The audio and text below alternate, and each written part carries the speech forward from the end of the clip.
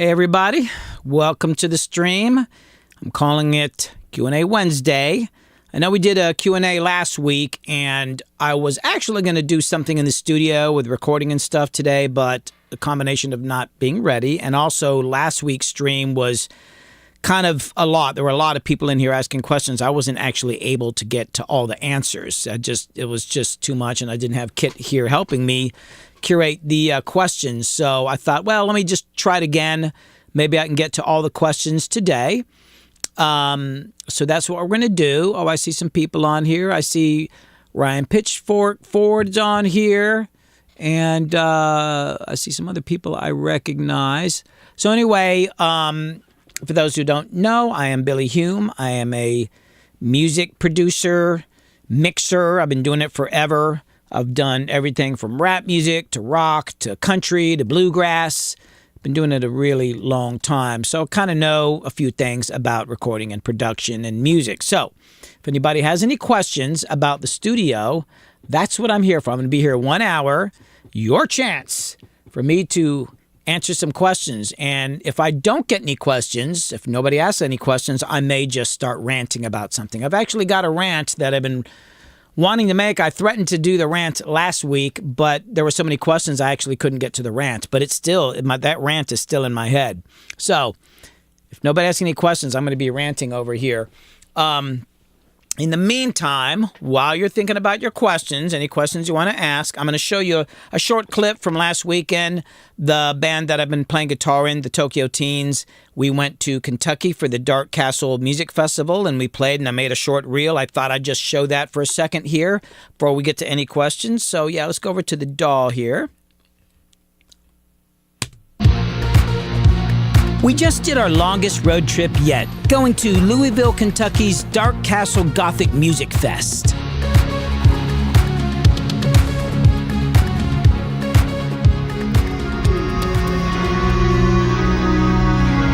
We may have not gotten the best footage from this show, but it was certainly the best gig we've done so far.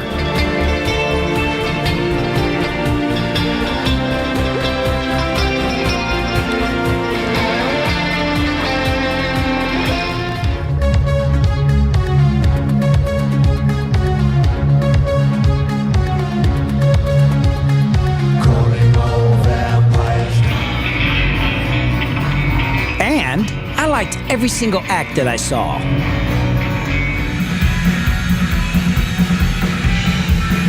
Which spans from the extreme fringes of goth to music I can't explain, but I really dug.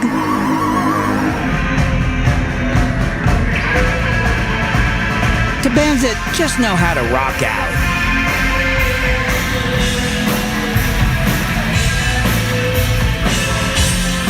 And I got to meet a pirate. I love to perform, but there's nothing better than doing that with the people that you love. We've been friends forever. Through the lows and the highs.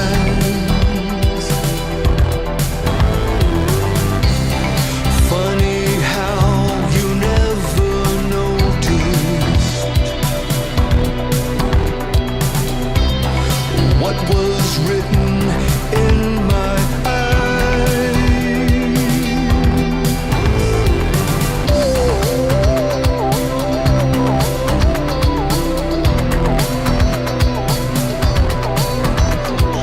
Casey for sub And that's just, yeah, I hear that. I saw that. So that's just a little snippet from our trip. And Casey, thanks for the subs on Twitch. We really appreciate that. Now, there was a question here while we were playing that video from Bluing Green Piano. And the question was, this is on Instagram, what are ways to meet high-profile artists to present songs to them? And that's actually a really good question, because it's like, it's hard to do. Now, I'll tell you how I did it, and it's something that's a little bit unusual, and that is I was working in my studio as a mixer and engineer, and I just ended up having really good relationships with the artists. So I was pretty good about waiting for the right time, and I was able to present it to them. And it worked really good because I was able to bypass management and all the gatekeepers that are around them. And I was just in a really unusual situation because most mixers aren't making tracks, but I was making music before that. But it got me kind of thinking about how most people I know are trying to get to an artist. And like in the rap world, they're trying to hang out at the studio, trying to get in on a session and develop some relationships so that at a certain point during a session, they can maybe play a track. And you'd be surprised once you get in the room, often the artists actually, they'll listen to stuff if you've got it, if you're there. It's the question is, can you get in the room? And I feel like if you can find anybody that in my opinion is you want to get next to an artist when they're in a creative situation, not when it's a hype situation. I mean, you can do all that, and I'll get into that in a minute, but trying to get into like a studio, or if there's a production session, or maybe it's somebody else's session, they just happen to be hanging out, it's a much more casual situation. You just got to make sure that your approach is very casual as well, or they're not going to want you in the room. So you got to be real careful how you do that, but it ain't easy. The other way to do it, I think, is, going to events. Sometimes you'll meet people there. And I have had situations, because for a while I was, speaking on panels at events, like, Florida Music Fest and the one here in Atlanta and all that. And, afterwards, usually people come and they crowd the stage, and there would be other, I'm as a producer, but there'd be artists up there sometimes. And there are some times that certain people in those situations, even though it's kind of a mob, if you've got the right pitch and you know how to talk to them and you've got enough confidence, sometimes people be like, yeah. I think when you're doing it in that kind of situation, you want to capture people's attention. So just kind of, trying to hand them the music, you got to have something that you can say when you're handing it to them, like, hey, I got, so many songs licensed on this TV show, blah, blah, blah. Something that you can say as you're handing it to them, like, look what I did, because the saying, success breeds success, is true. So you need to be able to say something that makes you seem more important. That's true. Something that's important, or like I wrote for somebody or whatever. I also think, and this is actually something I've been wanting to talk about. It was a rant. I'm not really prepared to do it today, but it kind of comes back to this whole idea of networking. And that is, you can go to events and network and pass out cards and pass out music, but I got to tell you, in most cases, that stuff is going to get tossed in the trash can as you're going out the door, because all you're doing in those situations is kind of asking them for something. Even though you're offering them a song, there's kind of like an ask for it. Hey, can you listen to my song? Can you do this? Or can you hook me up, or whatever? I think the thing that will make it different is if before you ask them for something or try to give them the song, can you give something to them? Is there something you can say that would make them go, well, I don't even know. I can't think of anything on the spur of the moment here, but just like, I don't know, some industry information or gossip or something, or some inside information that you so did you know, or and another thing is, if you're going to meet somebody well known, you want to kind of get it in. If you know somebody that they know, and you say, oh, I know so and so, sometimes that can help. But getting back to what I was saying, if you can offer something to them, something that can be helpful, with me. Often I found some way to it technically that I always knew about gear, so I could, instead of asking them about the thing they expected, I would start talking about gear, like, oh, you use the MPC, blah, blah, blah. Did you know that you can blah, blah, blah? You can go at this different output, or you can do, I'd come up with something. I would come up with something that made them stop for a second and go, hey, what? Wait, who's this guy? You got to find a way to stand out. And a lot of it, bluing green piano, back to your question about how to meet profile artists, a lot of it's just, it's going to be a numbers game. You just, the way to really make it happen is to try to find a way where it's a casual situation. You can kind of connect personally. That's the best way I can say it. Well, I'm not seeing any. Are you guys going to force me to do a rant here? Hold on. Maybe I should scroll down. Has anybody else asked any other questions? Come on, man. It's Q&A Wednesday. This is your chance to ask me a question. Hey, Chronic Dream, how's it going? Saw your song came out with Jimmy. That's awesome. Oh, you guys are going to make me rant. Come on, somebody ask me a question. I will say this. I've been kind of checking out Reddit a lot lately and kind of looking for ideas to talk about, like what kind of things are people asking about in Reddit in general, because there's always something going on there. And I think the thing that always gets me is that it seems like people are always asking about a plugin, like what plugin do I need for this or what plugin do I need for that? And I feel like people are focusing a little too much on the plugin. Probably most of what you can do with a stock plugin.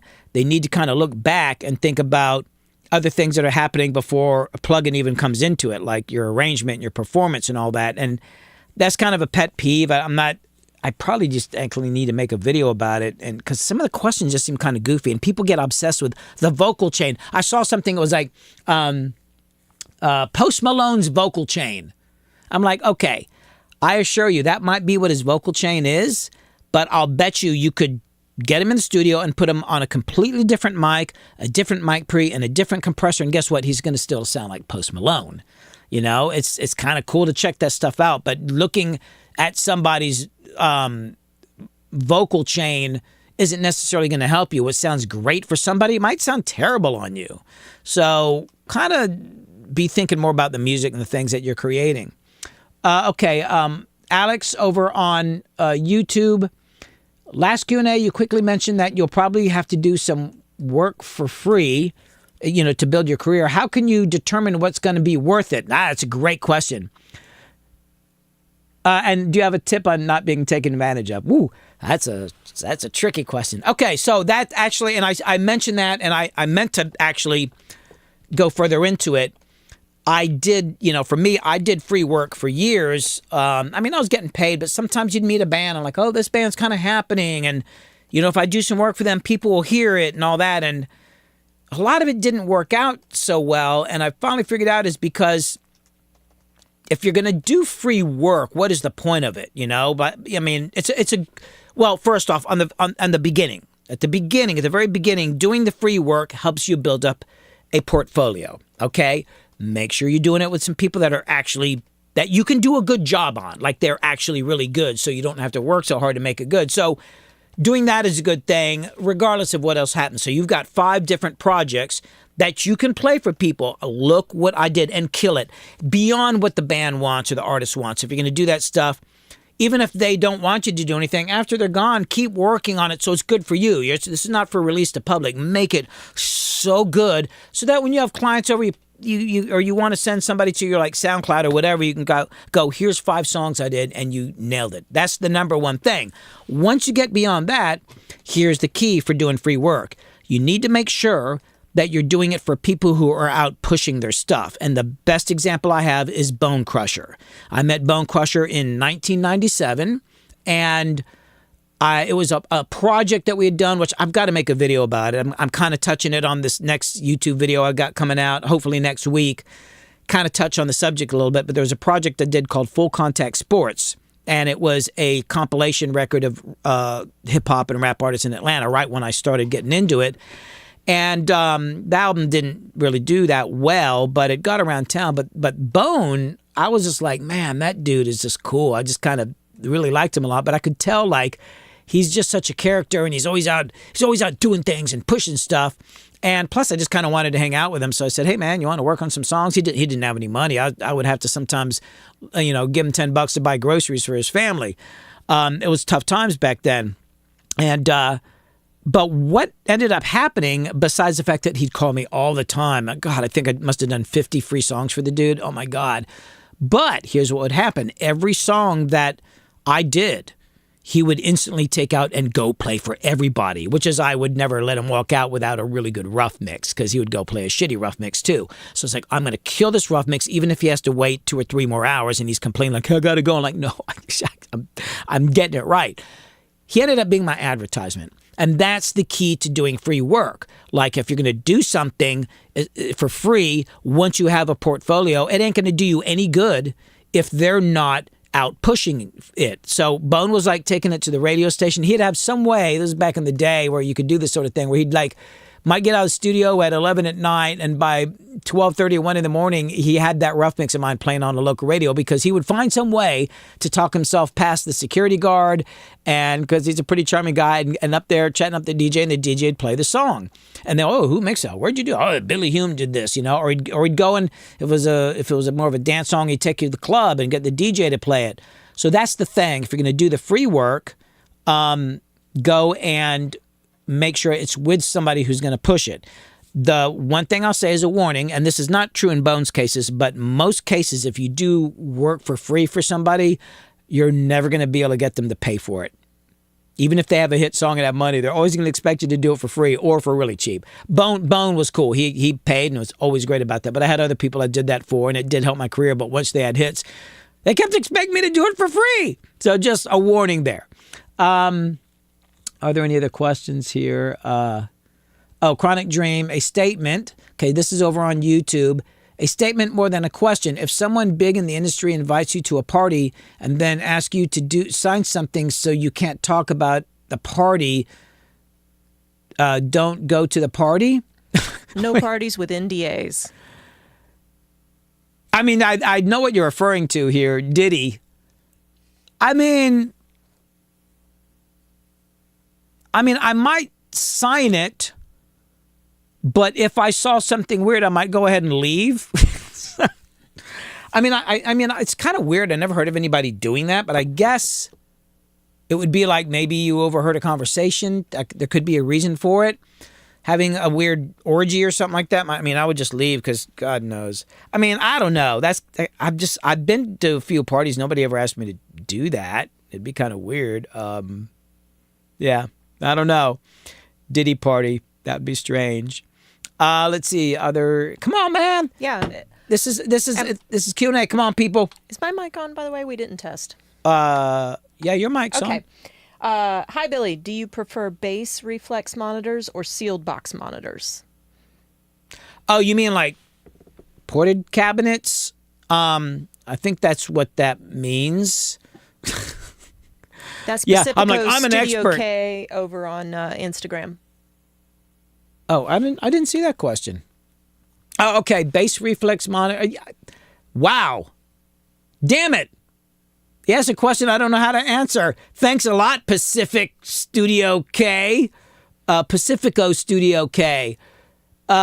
you ask something easier? To be honest with you, I don't even know what I'm using here. I've got these Haflers. I think that they've got a small port in the back. They're also called time-aligned monitors. And then, of course, I'm using Yamahas, which are sealed. Man, it's kind of funny. I've been in a bunch of studios and worked. I never actually looked to see what that was. Wow, I used to mix using the Yamahas, these Haflers, these huge, what are these things? The TRM 8s. And then I would have this stereo system that sat behind me, and they definitely had a big old port.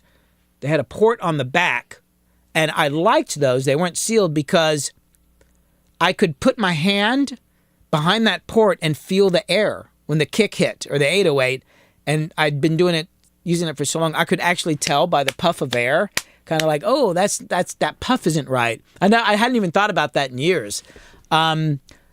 To be honest with you, I don't know if I prefer either because I've tried both. It never occurred to me to A/B. I just kind of work with what I like. Let's see. What is your favorite project? Okay, this is Alex over on YouTube. What is your favorite project that you worked on that wasn't your own? I could answer that. I think that the answer to that kind of depends on sometimes something's favorite because of it technically or musically, and then sometimes it has to do with the people. And I would say, I always go back to sessions with Bone Crusher and the Yin Yang Twins and Little John because they were very chaotic, and there were sometimes I would be like, oh my God, can we just go home? Or it would get so loud. It would be so loud in the control room. I would literally put earplugs on because I'd already gotten the sound. I just needed to record. I was engineering a lot of those sessions, and I'd be wiped out. And the next morning I'd come into the studio to clean up, and I was like, oh, am I working at a bar? There'd be so many beer bottles it would smell like a bar. but I loved them. They were some of the most fun. Oh my God, the most fun I ever had. I would say there's other sessions that have happened that artistically, obviously my favorite sessions are usually my own because I get to do what I want and the people I'm working with. But the other ones would, I think, kind of form around bands. Not only the fun, but technically, artistically. Like I had one a couple months ago with the band Rehab in here, and it was the full band, and they're all great musicians, and had a lot of fun on that because it wasn't only just a lot of fun, but musically it came out great. Hopefully Danny releases the song at some point. The infamous String Dusters, I've done 3 albums with them, and it's not like the sessions are fun.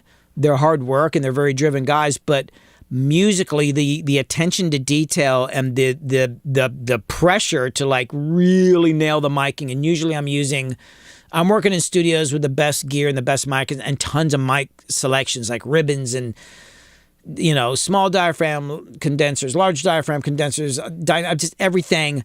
And then being able to experiment, and they're cool with like, if I got to spend an hour working on the banjo sound, they're not going to stress, and we're going to work 15 hours. They're tough sessions. Those are my favorites for other reasons, because on every single one of those, I'm pretty much nervous the whole freaking time because everybody in that studio is top level. I always feel like I'm the least talented one there. All those people are just amazing musicians, and a lot of them produce records too, and a couple of them mix, not on my level, but they're pretty good mixers. So it's not like I'm with a bunch of guys who don't know anything. So it's intense, and I like those because it feels like it sharpens me. And then I go home and sleep for 2 days. So I'd say, you know, my general question, I know it's a long answer, as I'm known to do, but I'd say kind of a combination between some of the early rap records and all those guys that, you know, everybody knows me for, but also the stuff like the String Dusters were some of my favorites, just for more technical reasons. Let's see, what other questions? Yeah, somebody notes the cleaning up after sessions can get annoying. They find beer cans days later hidden in weird places. Oh, Alex. Hey, Alex, let me ask you this, man. This is something that's really weird at my studio, The Zone. It hadn't happened here so much, but my other studio, The Zone, which was in a house in Norcross, which is a little north of Atlanta, and I did a lot of these records at, I would occasionally just find things, right? I would find like a shirt, glasses, a guitar. That's like a guitar just showed up at one point. God, other things. But here's the other thing I often wondered about. Sometimes the session would be over and everybody would be gone, and I'd find a pair of pants. Happened multiple times. And I'd like, whose pants are these? I don't remember anybody leaving in their underwear. There would be just pants. Has that ever happened to you? Like finding pants but not seeing anybody leaving their underwear? That one I've never figured out. This happened a bunch of times. Just saying. I don't know what that's about. Canute Neil Ellis says, how do you approach collaborating with other artists? Man, they're all completely different. So the question is, how do I approach collaborating? Don't laugh at me. How do I approach collaborating with other artists? That there is no one way to do that. It's all completely different. I would say the thing I don't like, and it's funny, I was just talking to my buddy Mike Hartnett. He's up in Nashville right now. He's worked on a bunch of big records, but he's talking about, I can't say who he's working for. They're kind of famous. But he was working with somebody, and he said it was really rough because there's just no interaction. I can't tell if they like it. They just kind of sit there. It's like, that is not the way to work with somebody. But I think sometimes I will prepare something. I might have some chords or some words or melody. A lot of times we just start hitting around and banging on stuff. It kind of depends on the client. I mean, if I haven't worked with them before, if it's brand new, I go and listen to some of their music, you know, and their older music. And I always ask them, like, what are you trying to accomplish? What do you want to accomplish? Which is the funny thing about that is, like, often it's helpful, but sometimes it's actually, it turns out completely different when they come in. It's not what they actually end up going in this other direction. But trying to listen to old music, stuff they put out in the past, I'll ask them, what did you like about your older stuff? What do you want to do that's different from your old stuff? So ask them, what do you want to do that's different from your old stuff? What do you want to do that's the same as your old stuff? And is there some direction you want to go in that you've never been before?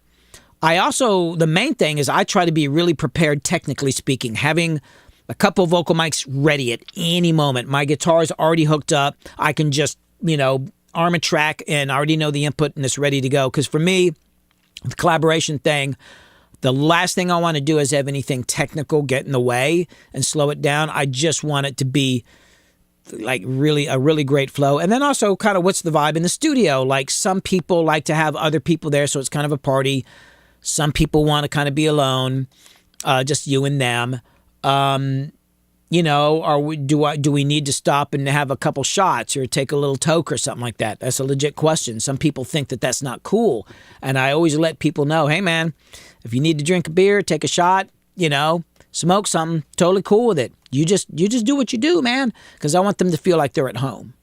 But I wish I could be more specific. It's just kind of like, it's like taking somebody on a date. It's like every person you date's not going to want to go and have the same kind of date. Think about it that way. We have a variety of questions here regarding plugins, like your plugin of choice for 808s or best plugins for vocals. Most of these are over on Instagram. Oh, you know what? I didn't scroll down. Damn it. What is your plugin of choice for 808s? It's kind of funny, Tony. Let me kind of pop over. It's funny, like people on these things, they ask me questions and I want to bring up Pro Tools and I typically only have a rap session ready. This time I brought up a rock session. But I will show you one thing here, and that is probably 808. That's a complicated one, but I will say for low end, one of my favorite plugins is, oh my God, what is it called again? It's this one here. The Pultec EQP1A, and I just normally put it on 60 and I'll boost it up. I really like this for low end, just if I need to give it more low end. But I will say in most cases, when it comes to 808, I actually don't boost low end so much. I think there's not a specific plugin. It just happens to be what kind of EQ do I like at the time. And a lot of times on 808s, I'll show you what I did for years. I was using this filter bank. Now, here's the number one thing. It's not really about which plugin I'm using. I was just using this filter bank for a long time because I like filter bank. But here's the thing. I'm typically pulling low end. One of the first things I do on an 808 is kind of like roll off a little bit of the low frequencies. And then generally speaking, I found that there's an area around 51 hertz. It's usually right around there. You get to around 51 here. And if I just knock it down just a teeny bit, that helps I can turn up the 808 more, right? Now, that's what I did for years until the oh so magic plugin that has changed my life is the FabFilter Pro Q3. I will do a similar thing. Obviously, I put it on natural phase here. And then I'll do a high-pass filter just a little bit because it's a lot of stuff you don't really want in there. And what I'll do is I'll kind of find that area. Usually I'll boost it up high and find out where it's just blowing out my speakers. And usually it's around 50 hertz, 57 hertz, 52 hertz, somewhere there. But instead of just pulling it out, what I'll do is make it dynamic. Why did it turn off? Oh, I turned it off. So if you go dynamic, and I got it going in the wrong direction, I want to make it go this way. What happens is when it hits that frequency, it kind of compresses it down. And the reason I like it doing it this way more than just pulling the EQ is that a lot of times with a big 808, the 808 hits and then there's this extra woo after it, which is cool, but it just typically clouds up the mix. So with this dynamic thing, even after the 808 hits, if there's this extra woo on the low end, it'll push that down after the initial hit. That's my big thing. But I'm not doing a whole lot else. I mean, sometimes I might compress, and once again, it's not the particular compressor, but right now, and I'm just using this one because it's got a fast release. Sometimes I'll compress stuff and I'll have like a really high ratio, but I'll have this insanely fast attack and a pretty fast release because it kind of distorts it. But it's one of those things that, to be honest with you, I'm actually not It's not really about a particular plugin. It's kind of just you could do it with a stock plugin, really. Don't get too hung up about that stuff, man. It's like most of the 808s are already pretty good sounding. I think people actually screw it up by trying to, process it too much. The one thing I'd say is that sometimes the 808 is so low that when you're on small speakers, it's kind of hard to hear. So sometimes I might make a copy of the track and filter out some of the low end and distort the mid-range and then blend it in, so at least on the speakers you get some representation of something hitting there. So that's the thing. But I have no magic plugin. It's just really about balancing and getting rid of that speaker distorting frequency, which is usually around 50 hertz. And you covered vocals too? Oh, favorite plugin for vocals. Oh, I can talk about that. Now, on the other hand, okay, so I'm going to come down here. So this is a song by my buddy Zach Hooper. And okay, now let me just explain something here first. This is going to look insane.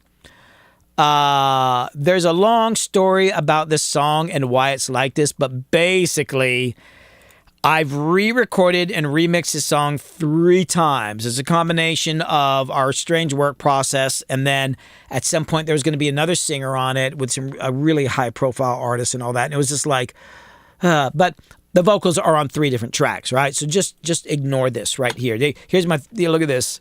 Oh, and there would also be sometimes like we'd get the vocal done, and then we'd start partying, and Zach would want to sing. And it would mostly kind of suck, but there'd be these lines that are like, oh my God. And I would just take a word here and there where he just did something cool and I would blend it in. So you can see this crazy editing. But bottom line is, I got it subbed into here. So probably I do have some favorite plugins for vocals. One is this Manly, what is this thing? The Massive Passive. I can't remember the names. I just remember things by the color of the plugin or the gear. What is cool about this plugin is that sometimes you want to get the sparkle up on the top end of the vocals, and this thing does this cool thing with a high end where you can do this crazy boost, but it does it up in a range where it doesn't get harsh, and I'll just give you a little example. Of course, Zach kind of is screaming half the time. Let's see what this sounds like. Hey girl, I ain't never... Oh, he's low there. So check it out. So what I'm going to do is I'm going to crank up this high end. So what I've got a bell curve here. Let me zoom in so you can see it. I've got it set on bell, and I've got the bandwidth fairly narrow here, right? So it's kind of a narrow bandwidth. There's my gain. There's my frequency. I'm boosting 12K here. So check it out. If I go... Hey girl, I ain't never met someone like you in Now without the it. whole world. All I'm thinking about is next time I get to see a girl, I can... And you hear that up on the top end? It's of course I'm boosting at 20 dB, but you can boost the hell out of that. I wouldn't boost it that much, and it gives you this crispness up there without getting in the way or getting harsh. That plugin right there, and people usually use this for mastering. It's funny. It's an expensive, fancy plugin, and I use it usually for just the top end there. That's the main thing I use it for. The next thing I use, I actually didn't do it on this song. I did some other things in here. Somebody's asking. That's Pro Tools, right? Yeah, I'm in Pro Tools. Okay. Usually, I didn't do it on this song. I'm not sure why. But my other plugin I like is this. And this has been one of my favorites for as long as I've been on Pro Tools. And that is Metric Halos Channel Strip. And it's really a great plugin because it's got EQ, compression, gating. You can't change the order. I don't think you can change the order of the processing, but I like the order because EQ is before compression. It also it lets you do these insanely like big boost and pulls like and pulling down on EQs. Like I can go up, what is that, 24 dB? I can come down 24 dB, and you can do these insanely narrow bandwidths. So sometimes I can get rid of stuff. I will say the EQ is very aggressive sounding, would be the best word I could say. So you don't need to boost it much, but it just makes the vocals pop. And so this is actually kind of my vocal setting for that. You can see I've got, the high pass at about 100 hertz, but I just do this thing where I'm like, I've got this really high ratio on the compressor at 13.2, and my attack is 3.2 milliseconds, and the release is as fast as it'll go, 5 milliseconds. And it just makes them pop. Hey girl, I someone like you in the And the strange thing about it is like it's kind of, it's got this kind of like transparent sound to it. It's like it's really it's starting to knock it down some and control the vocals without any kind of pumping in there. Of course, having a fast release helps. So I've got that, and then I do use the EQs in here. Like I say, you just got to be careful. Like, don't boost them too much. It'll get a little harsh sounding. And then next, I'll follow that up with either this. This is the Boz Digital Labs plugin, and it is called the Manic Compressor, and I like it mainly just because I can do a really fast release. So I'll follow that up and try to emulate like an 1176 with all the buttons plugged in. So I'll do something like, you know, Hey girl, which is definitely starts to get into the realm of, oh, I can hear that.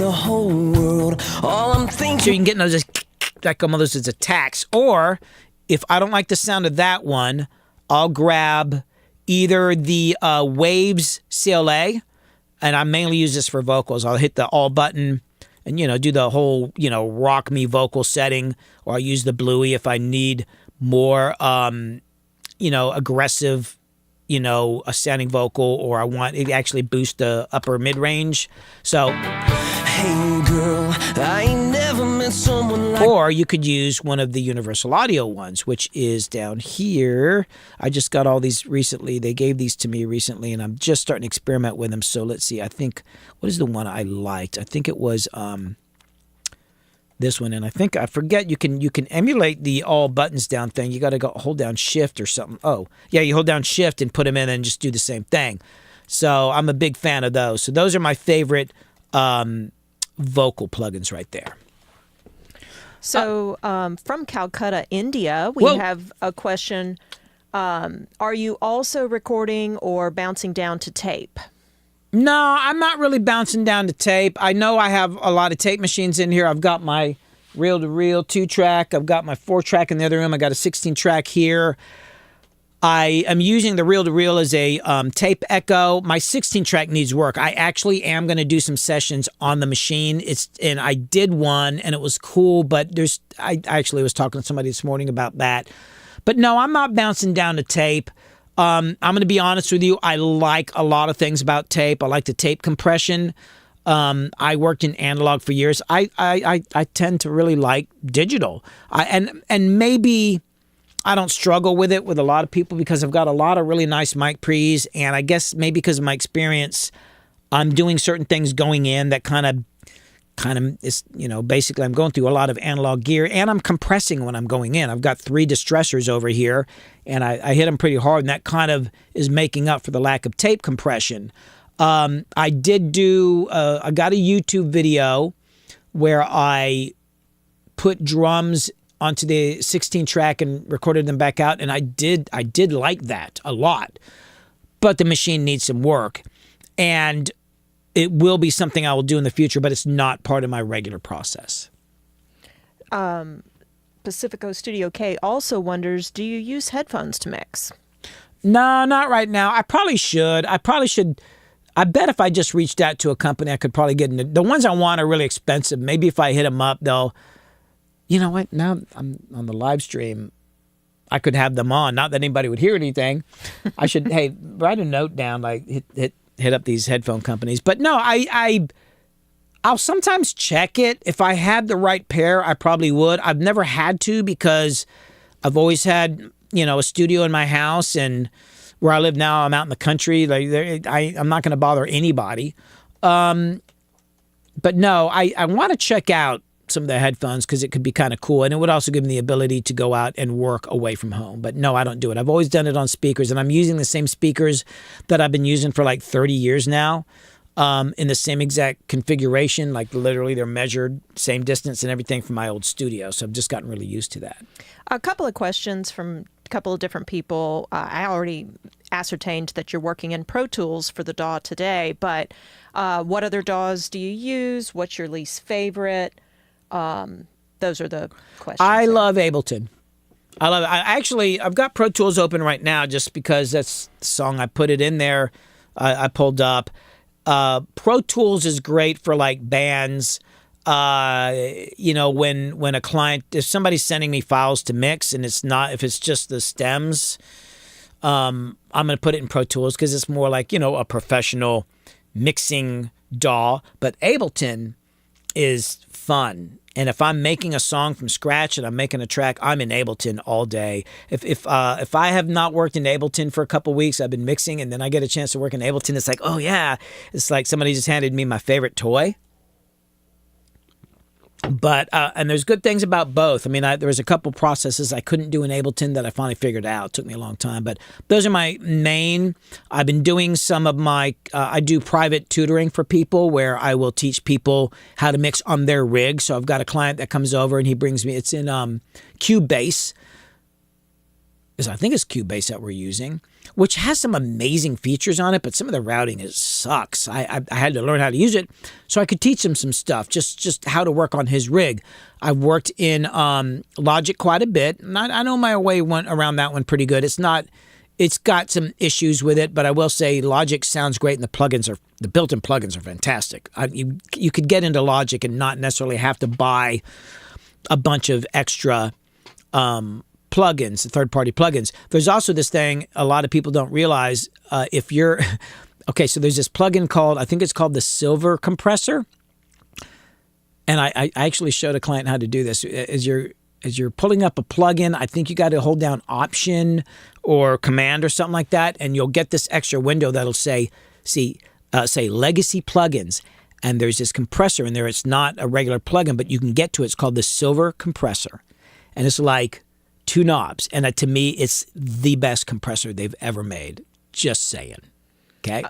They also asked about FL Studio. I don't know. I have a couple producer friends that I do tracks with, and they work in FL, and it looks amazing, but I have no freaking idea what's going on in there. It's cool though. It looks great, but I'm just like, that's some Martian stuff right there. Somebody said, "What's your?" Canute Neil Ellis over here? I'm trying to understand the question. They said, what software or program are you using to stream this tutorial? So I thought it was what DAW, but they said to record the tutorial to stream from Pro Tools. I don't understand that. Yeah, okay. I could answer that. Sorry, please rephrase the question. I'm not sure what you're saying. Bobby Kingstar said, what's your favorite bass signal chain? Do you mean like bass guitar? If you're talking about bass guitar, I prefer to go direct in. And me personally, and there's actually I had a reel about this on my Instagram thing about my Avalon VT737s. I actually love to run my bass through an Avalon and hit it really hard. And then there's actually maybe I'll distort it a little bit. My funny thing, I don't like to compress the bass going in. To me, bass is like I try to get the performance with my fingers as much as possible, and I will compress it and do a bunch of other things later. I'll distort it, but I want to get a great performance with either my fingers or a pick, and I spend a lot of time doing that. And the other thing is when I'm working on bass, I'm actually monitoring through my Yamaha NS10Ms, which doesn't have a lot of low end. I want to make sure that I'm, my articulation, the way I hit the notes and all that are going to pop out on smaller speakers. If I can nail it on the small speakers, I'm totally good on the big speakers. So, yeah, if it's not about bass, though, let me know. A bass guitar. Let me see. Did he ask? Not yet. Somebody does ask if you've ever mixed on the VSX headphones. Yeah, no, I have not tried those yet. And then Dawson Walters over on YouTube. Do you have, and I'm going to say tinnitus, because tinnitus. That's what I was told is the correct. I'll tell you, Dawson, I sure do, and I hate it. Yeah, I don't. Although the other day this thing went, and I was like, oh, fuck. No, I started wearing earplugs in my late 20s. Like if I went out to mow the lawn, not that I mow the lawn much, or used the weed eater, or I rode, I rode motorcycles for years. And it's actually kind of loud. If you haven't ridden a motorcycle, even with a full helmet on, the wind is incredibly loud. I always wore earplugs. If I go to see a band, I wear earplugs, and I've been really obsessive about that. I have a slight dip at 4K because I started out on drums, so I did a little damage when I was young, but I've still got really good hearing. Although I do think some of the tinnitus, or however you ever say it, I'm not. I mean, I'm actually not sure about this. It's not just hearing damage. Can't you get that for other reasons? I'm not totally sure. Yes, you can. Yeah, I'm not sure what that is. I was actually talking to Kid about this earlier, that I've kind of got like Superman hearing in the top end. It's kind of crazy. Yet, if actually you said this to me earlier, you said something to me and I didn't hear you. Mm-hmm. But yet I will hear. Like, I've got a guitar over here, and sometimes if it's facing a certain way, I'll literally hear a string vibrating on a guitar that's not even amplified. It's crazy. I'll hear, I'm underground right here in my studio, and I'm kind of far off the road because I'm in the country. I will hear a car go by there, but I won't hear somebody next to me. I think when it comes to you hearing things that I say, it's not so much that you don't hear it, it's that it just doesn't process. Oh, are you talking to me? Just say, start wearing if you're young, wear earplugs, really take care of it. Also, I don't mix loudly. That's the other thing. I started mixing, well, I've always been mixing, but really professionally, I'd say in my 30s, late 20s, early 30s. And I remember I never really liked mixing loudly anyway, but I was at Rodney Mills' studio. Rodney Mills is a legendary producer and mixer. He did, Leonard Skinner and 38 Special and all that. He's a really sweet guy, and we were at his mastering studio, and he had like a sound level meter, and I was asking him about that, and he says, "Oh, this is the best level," and he told it was like 85 or something. I can't remember now. So I went out and bought one and brought it home. Like, it was so quiet, and it took me a while to get used to it. And now I've figured out why I like mixing at a low volume. So I'm at the volume I'm mixing at and tracking at, I could talk on top of pretty easily. So that's another thing. Don't be down in the studio blasting those speakers for hours on end. You're going to ruin your ears. Plus, you're going to get shitty mixes. So, clarification from Canute Neil Ellis. What screen recording software do you use to record tutorials? Oh, OBS. OBS. Not that I'm 100%. There's better stuff out there, but OBS is free. And I finally figured out how I can record two cameras at the same time, which is amazing. So sometimes, like, for my tutorials, I want this shot here, right? But I want my screen. And so I can record both of them, and then I can resize me over in the corner. Or if I say something incredibly stupid while I'm doing the tutorial, I can go and kind of punch it in, and it's not baked into the screenshot. So OBS is the shit. It's pretty powerful, but it's a steep learning curve on it. It drives actually Harper. Oh, by the way, everybody say hi to Harper. Oh, here, let's see. What's that? Black magic. Harper. He's helping me out. My OBS started acting wacky today right before the stream. But that would be the one I would use. It's a good way to get in. And if you get more professional about it, there's some stuff you can buy. I can't remember. The Colors Studio, what do you put on your master bus? I'll show you right now. I'm using the, what is this? The Shadow Hills Industries. And this is a Universal Audio version of this. I'm using this compressor. And then I'm using this limiter here. This is the M limiter X limiter. And it's a little deceptive because honestly, let me go backwards. Let me show you something first here. The way I mix, I have an instrument master right here. It's an auxiliary turn. So all these instruments, which I have a lot on this song, there's actually a good reason why. Part of it was because I was doing some demonstration videos for Slate Digital for their microphones, so I ended up like doing an insane amount of guitar tracks. But anyway, all the instruments come over to this auxiliary right here, and then I have a UBK compressor on it, and same thing with the vocals. All the vocals, and there's a lot on here because we got these stacked vocals and shit, like these group vocals, whoa, all that stuff like that. They all go to their own auxiliary return here. That's that, and it's got another one of those plugins on it, and it's just barely hitting it. Those two masters, they're hitting their own compressor, just barely touching it. Then they come to the master bus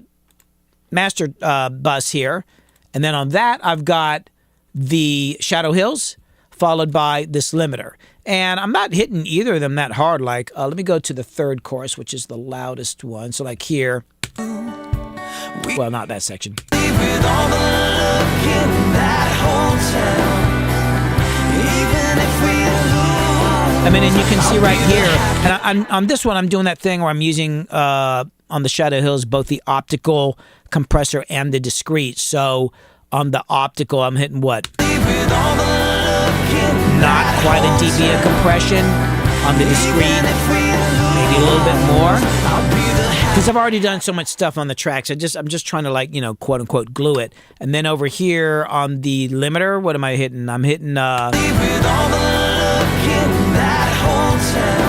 that's at what, negative 1.12 limiting. I might go up to 1.3, but I'm rarely hitting 2 dB of limiting.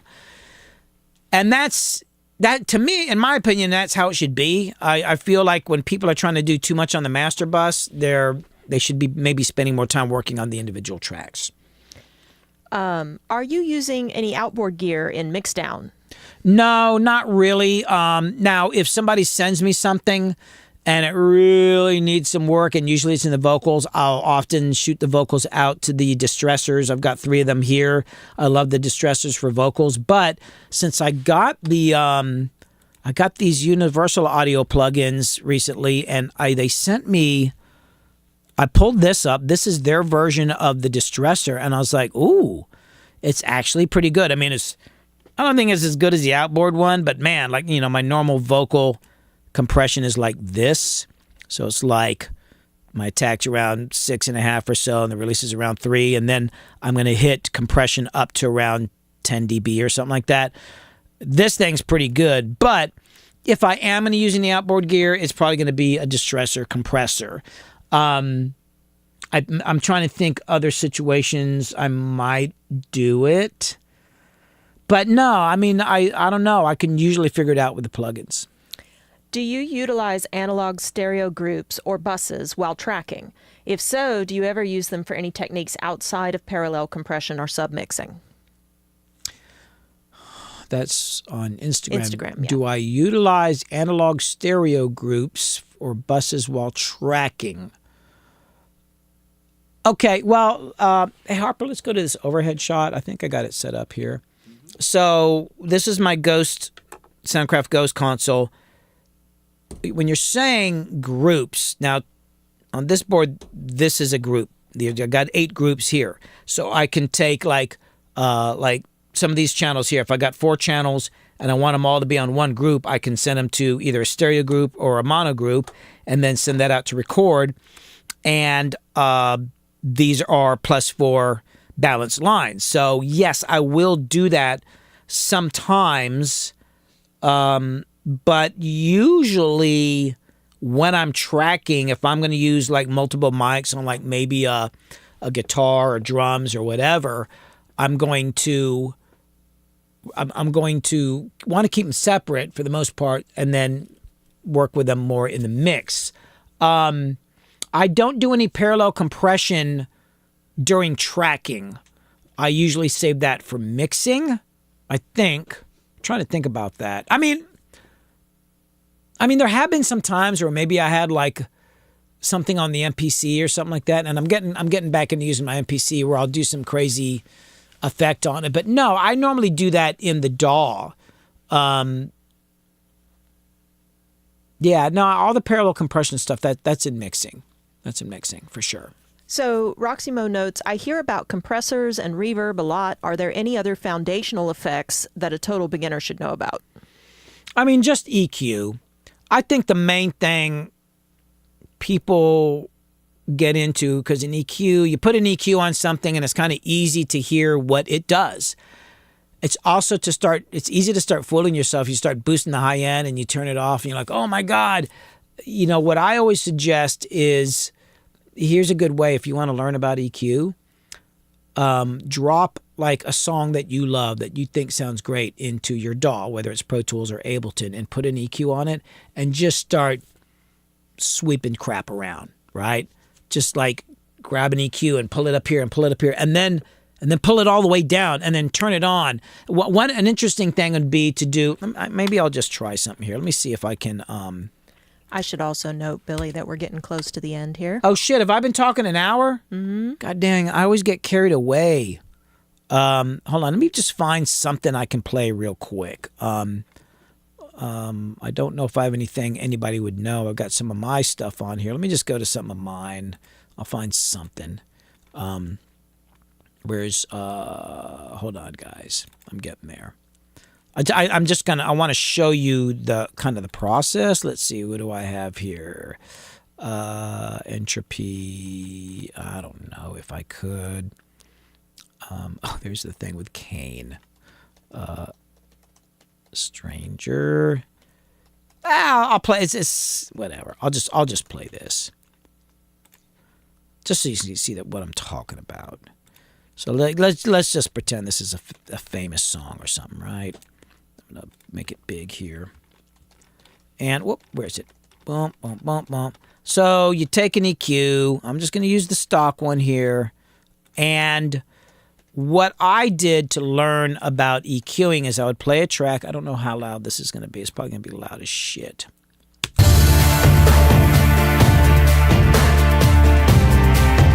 Okay, so that's what it sounds like, right? So I would take an EQ and I'd just go like this.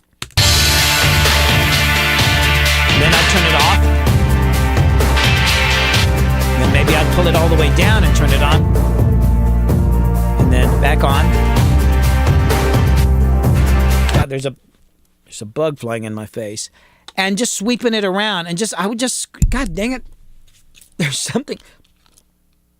I'm being attacked by something. And you just start sweeping it around and you can start to, this is not a great example because I don't have any vocals in here, but, and just kind of listen to what's going on. Like, the mid-range is really capturing the strings. Of course, there's a lot of strings in the song. How about right here, like, oh, where does the kick hit? Where is the punch on the kick, on this song, it's like, and rapid changes, like doing things really quick, turning them off and on, and then trying the other direction, turning it off and on. And you do it. You start doing that, especially with a song that you've heard your whole life, and you start to go like, oh wow, It's actually how I learned when I started getting into country music. I was trying to make the guitar sound a certain way, and I was like, I don't get it. I don't get it. So I grabbed. There's a particular song that was kind of popular, and I realized like, oh my God.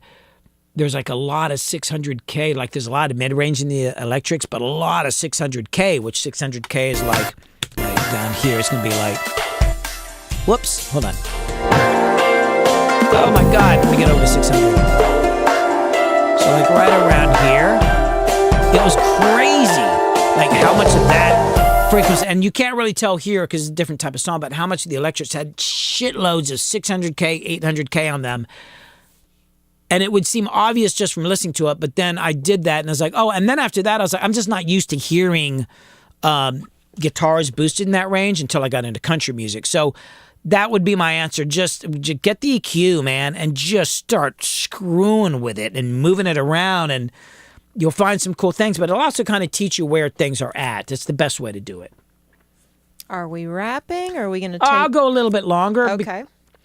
Let's see. What do we have? Okay. Oh, there's one here on Instagram. It's Ekin.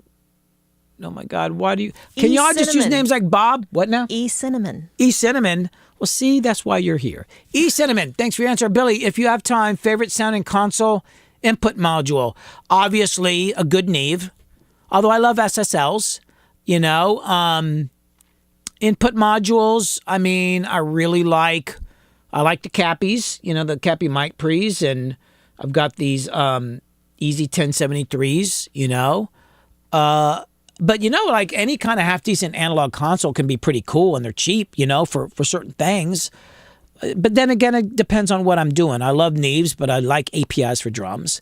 But obviously, love Neves. Let's see. Ryan Colau says, I got the recommendation not to compress until in the box because you can't uncompress. Thoughts? Well, I like to commit. I always compress vocals going in. I mean, it's just, I know what I'm going to do. If I'm a little unsure, maybe I'll back off, but I'm hitting that going in. And when it comes to my guitar, not bass. I don't compress bass. I have a particular process with that. And if I am going to compress it, I'm barely touching it. But like with guitar, for instance, if I'm doing like a twangy guitar part, half the sound is the compression. So I'm going to hit a compressor going in, whether I'm using this little box here, this, what is this? This Rockman Sustainer. It's really old. It's got this crazy compressor built in. Or I might hit my distressor. I'm gonna hit that. I want to get the sound I want to get. You know, if I'm producing and I know what I want.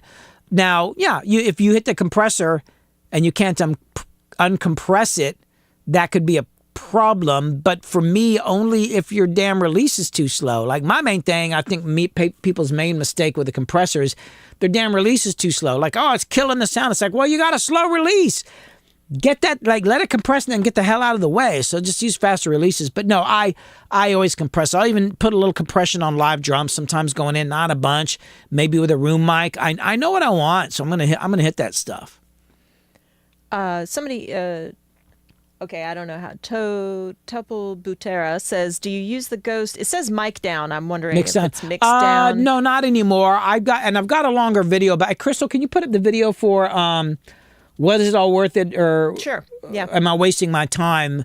There's a video I put up on YouTube a few weeks ago, and it's actually about getting this mixer and putting it in here. I had actually set up the whole studio. I spent like a year just getting this thing perfect in here, patched up, and I was like, oh, I'm done. And then somebody hit me up with a deal for this console, and I was like, but the reason I got it is because I'm recording a lot of bands, and I'm also often doing sessions where there's like maybe somebody with a DAW in here or 2 DAWs or whatever. And I found that just to monitor things and trying to like the way I want to like route signals around, it's kind of hard to do through just an interface. Plus having this, it gave me a bunch of extra mic pre, so I bought it and put it in. And the video kind of goes into more detail, but it's mainly about tracking. I mean, and for right now, I'm using this for my live stream, so I can combine all of our mics and the music, and then I'm doing all the music on a Mac, and then it comes in the board, and our mics come in the board, and then we're going out to a PC that I stream from. But the board is mostly for tracking. I mix in the box. Once I'm in the box, I like to stay in the box. If a customer comes to you with a reference track in mind to mix their track, what file format and where do you get them from? For the reference tracks, I mean, it's just get the best sounding one you can get, you know? Sometimes people send me just links to YouTube videos, which is not as great because it'd be great to be able to put it in the DAW and do a quick A/B on it. I mean, the file format, it's not so much about what file format for the reference, is just get the best quality ones that you can get. If I've got to convert it coming into my DAW, I don't think it's going to change it enough to make a difference, you know? And I will say this, and I want to say this about reference tracks.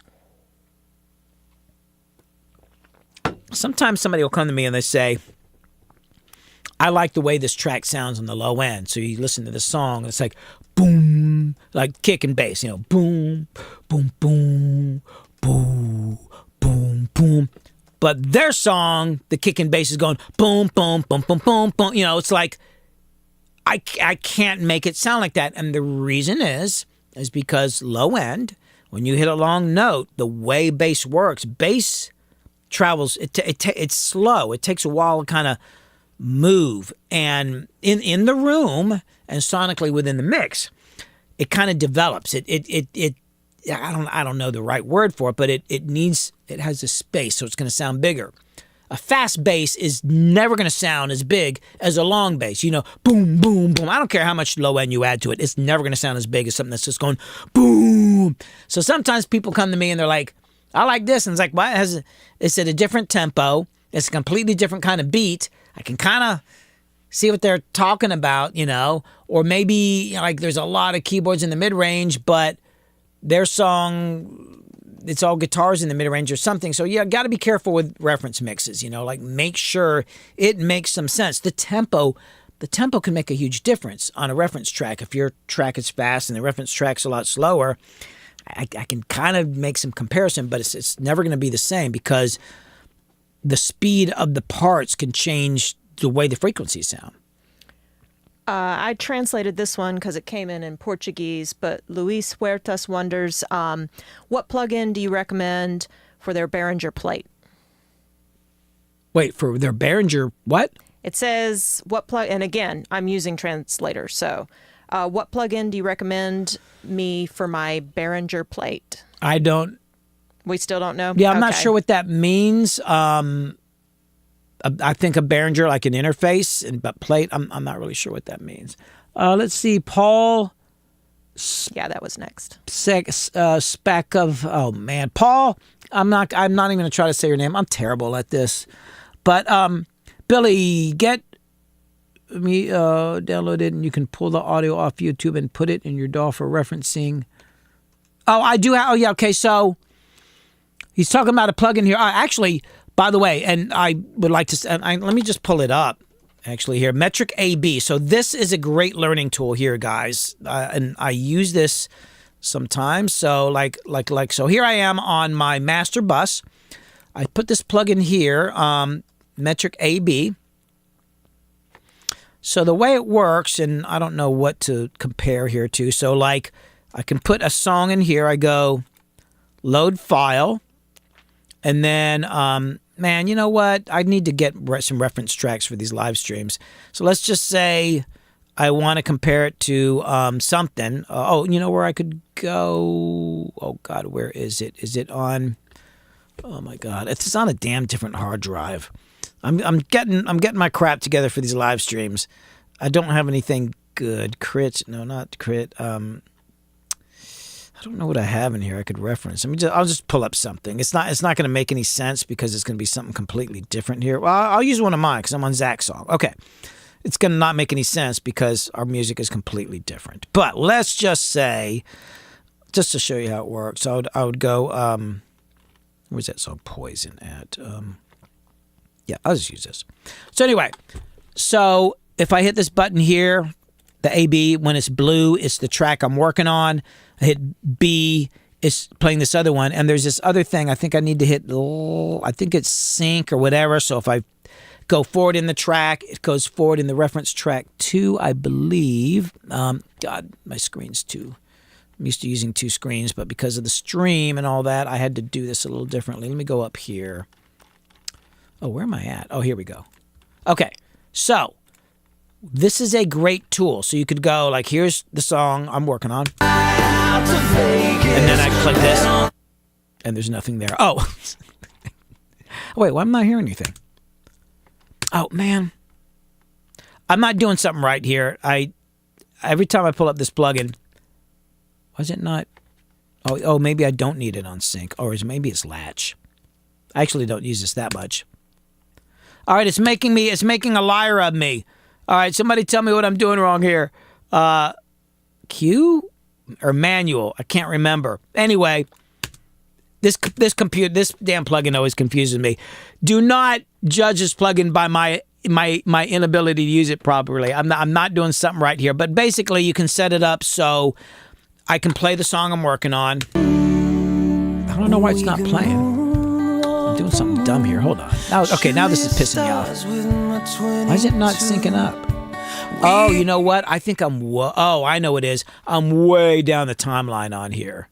I think I might be past where the song actually is. I don't know. Yeah, I think that's the problem. I'm like freaking 200 and something measures down. Long reason why. So this is not a great example. But if you want to A-B something, this is the plugin to get. This thing's amazing, and it's got some other features I'd never actually used. I think you can put filters and see how things match up. It's pretty powerful. It'll show you all sorts of information between the different tracks. Like, look at that. I mean, shit, I'll just sit here and look at that crap, right? So you can kind of study what you're working on, and then when you hit the other one, it'll show the same spectrum or analyzation over there. It's not working now because I'm a freaking idiot, but be assured it's a great plugin. So yes, thanks for mentioning that. Great plugin.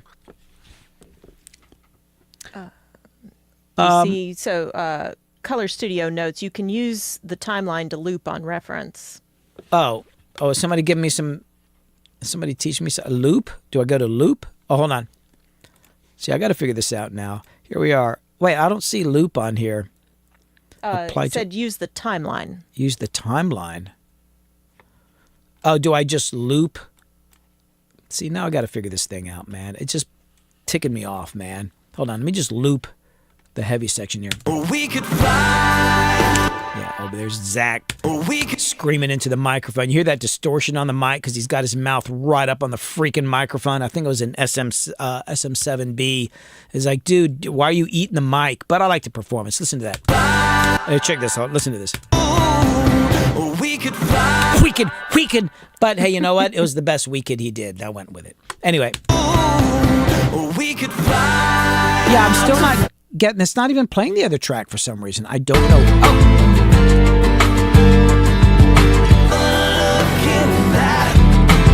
Yeah, so there it goes. I don't know why it's working now.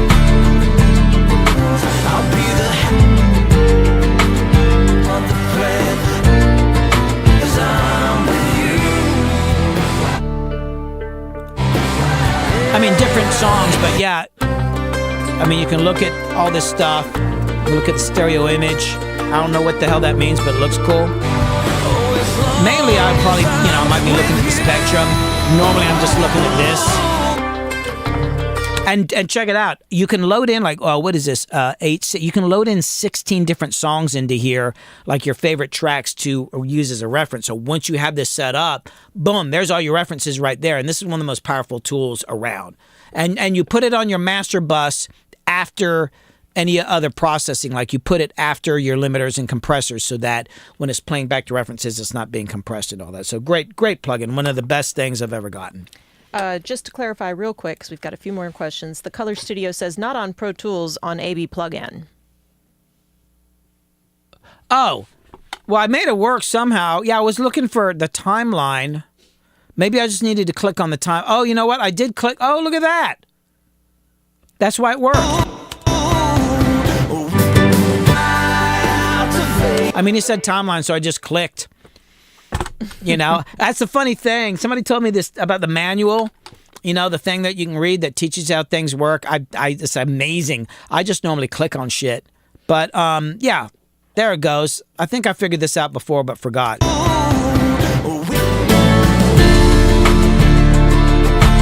I'm going to redo all the drums on that song anyway. I don't really like the drums. Quick question. Bromes, sir, over on Twitch wonders, is the Pro Q3 the best EQ? It's the best EQ for fixing things. I like it because it just the way it works. It saves so much time. Like even on a vocal. Let me give you an example, like where I might use it on a vocal. So here we've got on this vocal, we've got the massive passive, we've got the channel strip. I like to use this little lo-fi plugin on there, just a teeny touch of distortion, and then I'm using a. I guess they pulled my licenses for Slate since I didn't do any more videos for them. Fuck them. So I had a de-esser on here, so I'm taking it off. Sorry, guys. Then let's say on a vocal, like after I do all that, I'm like, I'm still hearing some harshness, and that's very common on vocals for there to be some harshness on a vocal. This is like one of the main things I use this plugin for is, here, let me just solo out the vocal, is this. Not so, I think I've already probably processed these, but something like this, I might go. Ooh, we could fly out. Let me just solo up his lead vocal there. Ooh, we could fly out to Vegas. I mean, his not so much, but often there's there's some harshness right around there. So what I'll do is I'll just do a dynamic EQ and I'll have it ducked down, 5 dB or so with a narrow bandwidth. So whenever it hits, what is that, around 3.8K or 4.1K or something like that, it'll boost it down or push it down. To me, that's what makes this plugin the best. But as far as a boosting EQ, no. And I don't know the science of it, why certain plugins, EQ plugins, sound better for boosting and some sound better for ducking things out. If I'm in a situation and I've already got this thing up and I just need a little something, I'm like, I'll boost something. But if I really want to boost something, I'll either use, like the Manly Massive Passive, or I recently got with the Universal Audio stuff, where is it? It's this Oxford EQ. I like this one a lot. I like the way the high end sounds on it. This is a good one for high end. I can't really tell you why. Another one, here's another one of my favorites for boosting EQs, mainly for bass, and it is the why can't I remember the name of this damn thing? It's I have to actually look for it. Oh, there it is. Helios, the legacy version comes with it. This thing right here, holy moly! Like the mid-range on this thing is just like amazing. I use this on bass all the time.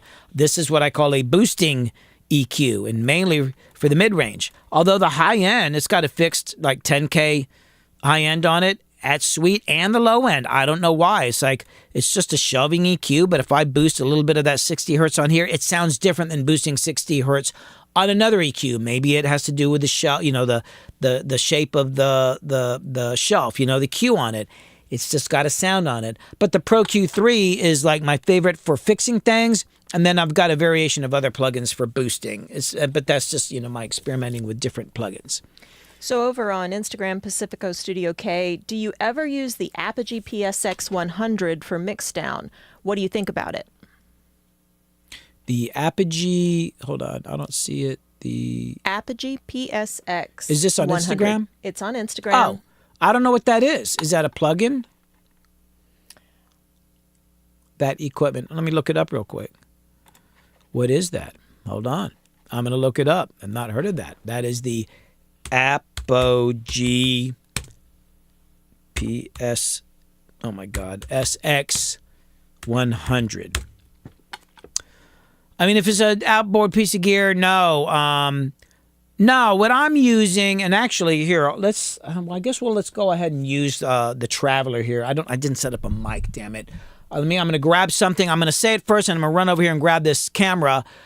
I have the Universal Audio Quad. I've got an Apogee Rosetta, which is 8 more inputs, but I'm using a Big Ben Master Clock. I'm just going to walk over there and show this to you.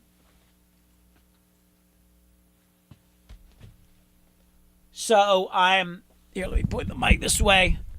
I'm using there's my quad. There's my Rosetta. It's not turned on right now. This is for 8 additional inputs that are light piped. And then my master clock, which is a Big Ben master clock, which syncs the 2 other units. So that's what I'm using. But I mean, am I using it for mix down? I mean, there's not all the processing is happening in the box, but the master clock supposedly makes the 2 units work together better. And I've talked to a couple other engineers and mixers that are a bit higher level than me, and they said something about the new Macs, that there's something about the way the clocking works that it makes having a master clock better. And I don't know, I feel like my mixes have started to sound better since I got the new Mac. The processing is way better, but there's something else going on. I don't know what it is. I do think that the sound has improved. So, question, I want to say it's Genesis, but I may be pronouncing that wrong. But they say, live audio engineer here, walking into studio world. Pro Tools looks very intimidating. Any tips on getting started on the DAW? Good question. Pro Tools, well, if you're a live engineer, you're going to be cool with Pro Tools. Pro Tools is actually set up a lot like a good mixer, a complex mixer. Like the way it works, you're going to be really familiar with it. Like if you get into Ableton or Logic or Cubase, you're going to be like, what in the hell what is going on? If you want to get into a DAW, if you're a live sound engineer, I'd suggest starting with Pro Tools. I don't know much about Luna by Universal Audio. I think it's literally set up to be a lot more like a mixer. It doesn't have, I don't think it's quite as fleshed out for kind of more of the modern tricks that some of the DAWs can use, Luna. I think it's more like an analog console, but it's supposed to be really, really good. I've never tried it.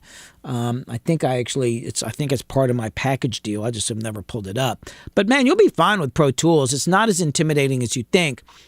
I feel like it's pretty straightforward. There's definitely some features and things on it that would not be on a mixer, like playlists and stuff when it comes to recording. But when it comes to actually the routing and stuff like that, I think you'll actually find yourself figuring out, like, there'll be different names for things, but it actually works like a regular console. There's some discussion over on YouTube. Paul asked, what do you think about Arc 3 or other room tuning software? He just tried Arc and at first felt like it sucked all the life out of the monitors. Have you used any similar software? And there's been a little discussion about that. Yeah, I don't know. What is that Arc 3? You know, and I moved the room around, and I think I need to do some work. Arc 3, hold on, I'm going to type that in now. Is that some software? Arc Yeah. 3 room tuning. So when I set this room up, I was using I can't even remember the name of the software now. But I got these great mics and I did the whole thing, and it had me adjust some stuff and all that, and I didn't like the sound of it. So what I ended up doing was I grabbed my old Radio Shack sound level meter, and I just got a spreadsheet, and I just played different tones, like 60 hertz, 50 hertz, 80, 100, 120, and I had a way that I worked up, right? Once I got to the mid-range, I don't worry about it so much, and higher than that, that's not going to be affected by what I was doing. So what I did is because I was trying to figure out where to sit, and so I was like measuring different frequencies, and I found, because this room's a little funky here, I was like, wow, if I move back 2 feet, boom, 60 hertz goes down. It just kind of is like a pocket there. It just goes going away, and then I go back at another frequency, and I literally just fucking drew it out, which actually made me change. Doing that made me realize, and that's why I turned the room sideways, and then I did the same thing, and I just kind of found the section where this is where the frequencies are most consistent, because I don't want to EQ the speakers if I don't have to. My speakers are not EQ'd. It's all kind of more about how I'm sitting and stuff. But I do want to kind of look into it and kind of see what's going on, because there's definitely a couple things since I moved everything in here that the low end needs some work. So I'll check that out. Yeah, I'm looking it up now. IK Multimedia Arc System. I'll check that out. That's interesting. We're nearing an hour. Well, it's about I probably need to get going here, guys. Yeah, Cloud. Oh, yeah. Oh, by the way, Owens Corning 703, Alex. Yes, a lot of my panels in here are made out of that. There came this point. Oh, yes, Paul. clarify It was for everybody, made out of what? well. Hold on. Okay. Owens Corning 703. My panels. That's like an insulation. I'm jumping around here. Yes, Room EQ Wizard. That was it, Paul. So, yes, you want to have some panels in the room. You can use the Owens Corning 703, which is like this stiff insulation.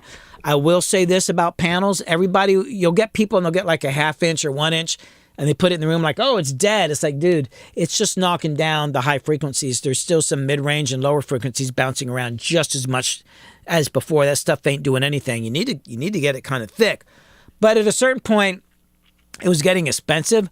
So I just ended up going to Goodwill, and I bought a ton of like these quilts that were cheap, and I stacked them up, and it's like, you know what, dude, those are doing a pretty good job too. So if you can get the Owens Corning, do that. Otherwise, you can always just buy a bunch of quilts or comforters, actually, the comforters, and stack them up. And usually they got a cool design on them, so you don't even have to do any treatment over them.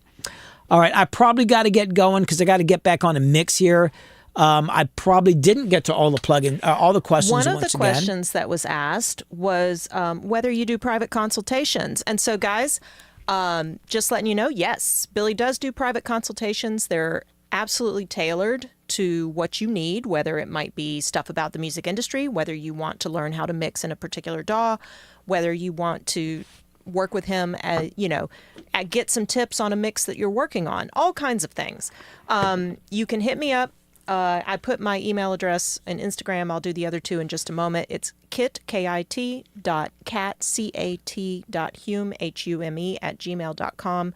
You can hit me up there, and I can see, we can find out what you need and see about getting you on the books.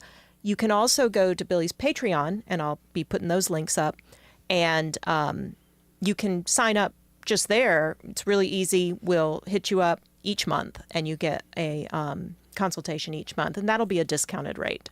So if you're interested, having Billy work with you on something specific, then yeah, sign up for those. They usually turn out. Everybody's been really happy with them so Yeah, far. and I'd also like to say about the private consultations. I got a new guy that just started doing one, and I hit him up with an email. I was like, well, what do you want to talk about? And I thought he's going to be saying like, well, what's the best compressor and all that. And it was like everything he wanted to talk about. There's some technical stuff we're going to get around to, but all of it was more like career stuff and business stuff. And I don't want to talk too much about it because it's his business and what he's doing. But he's got a lot of stuff going on. It's pretty cool.